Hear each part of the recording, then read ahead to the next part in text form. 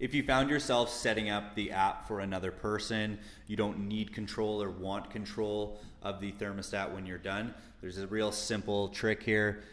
We just click our settings button, and you're going to scroll all the way to the bottom, and you're going to click remove thermostat from account.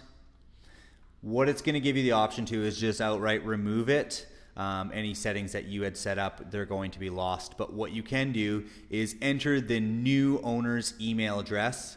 They do need the app on their phone or device, and it will transfer over all of your control and settings over to that new person's phone. So you'd simply enter in their email address and click remove.